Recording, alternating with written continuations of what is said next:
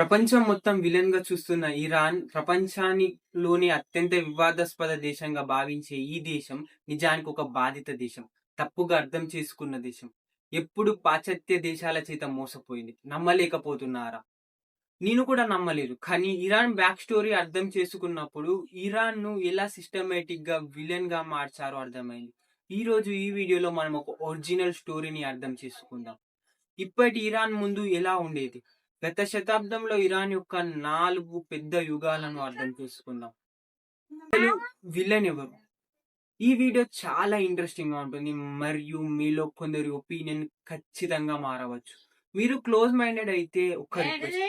ఈ వీడియోను ఇప్పుడే చూడడం ఆపండి. కానీ మీరు ఓపెన్ మైండెడ్‌తో ఇరాన్ కథను అర్థం చేసుకోవాలనుకునే వారిలో ఒక్కరైతే ఈ వీడియోను చివరి వరకు తప్పకుండా చూడండి. ఇప్పుడు ఇరాన్ పూర్తి కథను అర్థం చేసుకుందాం. వీడియోనైతే స్టార్ట్ అయితే చేసుకుందాం. అండ్ వీడియోని స్టార్ట్ చేయకముందు నాదొక రిక్వెస్ట్. ప్లీజ్ వీడియోనైతే లైక్ అయితే ఛానల్ అయితే సబ్స్క్రైబ్ అయితే చేసుకోండి. మీకు అర్థం కావడానికి ఈజీగా ఉండేందుకు నేను ఇరాన్ కథను 4 యుగాలుగా విభజించాను. ఇప్పుడు వాటిని ఒక్కొక్కటిగా అర్థం చేసుకుందాం. వాషింగ్టన్‌లో గత 100 సంవత్సరాలుగా ఒక మాట చెబుతున్నారు. ఇరాన్‌ని ఎవరు నియంత్రిస్తారో వారు భవిష్యత్తు ఎనర్జీ లైఫ్ లైన్‌ని నియంత్రిస్తారు. ఇరాన్ స్ట్రాటజికల్‌గా చాలా ముఖ్యమైన దేశం. ఎందుకంటే ఇది రష్యా ఆ సమయంలో సోవియట్ యూనియన్‌కి దగ్గరగా ఉన్న దేశం. ఇక్కడి నుండి మిడిల్ ఈస్ట్‌ని గమనించవచ్చు. ఇంకా ఇక్కడ మిగతా ఆసియా, మిడిల్ ఈస్ట్‌ని కలుపుతుంది. అదే కాకుండా ఇరాన్ వద్ద ఆయిల్ ఉంది. మిగతా మిడిల్ ఈస్ట్ దేశాలకు వరంగా మారిన ఈ ఆయిల్ ఇరాన్‌కి శాపంగా మారింది. ఒక్క తప్పు ఒప్పందం కారణంగా దాన్ని డార్సీ కమిషన్ అంటారు. ఇక్కడి నుంచే ఇరాన్ మొదటి యుగం ప్రారంభమవుతుంది. బ్రిటిష్ నియంత్రణ యుగం. 1901 మేలో బ్రిటిష్ వ్యాపారి విలియం నక్స్ డార్సీ ఇరాన్ షాతో ఒక ఒప్పందం చేసుకున్నాడు. దాని ప్రకారం ఇరాన్‌లో దొరికే అన్ని ఆయిల్ తవ్వే హక్కు కేవలం బ్రిటన్‌కే ఉంటుంది. బ్రిటిష్ సామ్రాజ్యం 1900 సంవత్సరాల నుంచే ఇరాన్‌ను తమ వ్యక్తిగత పెట్రోల్ పంపుగా మార్చింది. ఇండియాలో ఈస్ట్ ఇండియా కంపెనీ ఎలా రక్తం పీల్చిందో అలాగే Anglo Iranian oil company Iran ఆయిల్‌ని దోచుకుంది. ఇరాన్ షా యూరప్ నుంచి భారీగా రుణాలు తీసుకున్నాడు. ఆ రుణాల్ని ఆయిల్ డబ్బుతో చెల్లించేవారు. అంటే తప్పు ప్రజలది కాదు. షా తీసుకున్న నిర్ణయానికి ప్రజలు మూల్యం చెల్లించారు.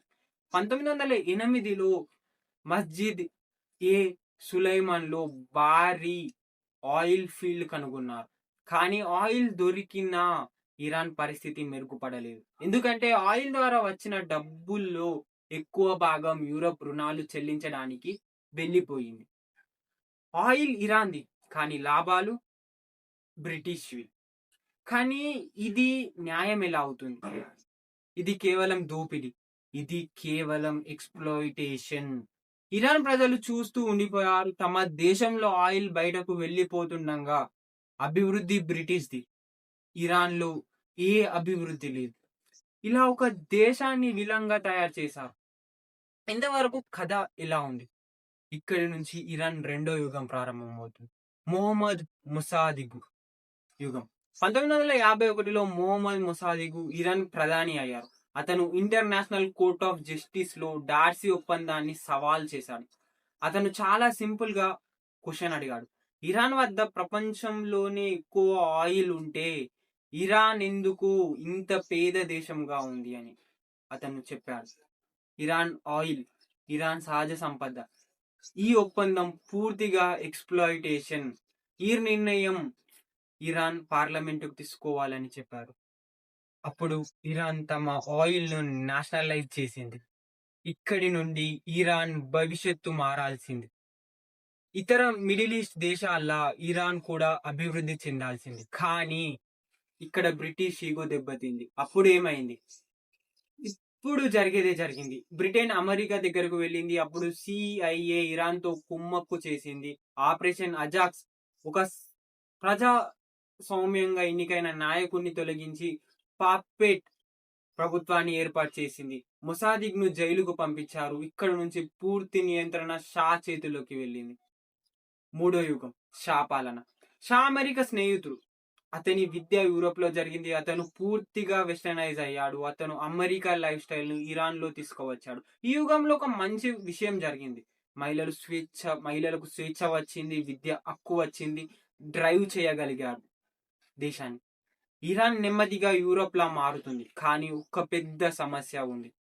ప్రజలు అంతలా మోడర్న్ కాదు. షా చాలా వేగంగా మోడర్నైజ్ చేసి తీసుకురావడానికి ప్రయత్నించాడు.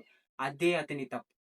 అతని కాలంలో కూడా అవినీతి ఎక్కువగా ఉంది. అతని సీక్రెట్ పోలీస్ డిసెంట్‌ని అణిచివేసింది.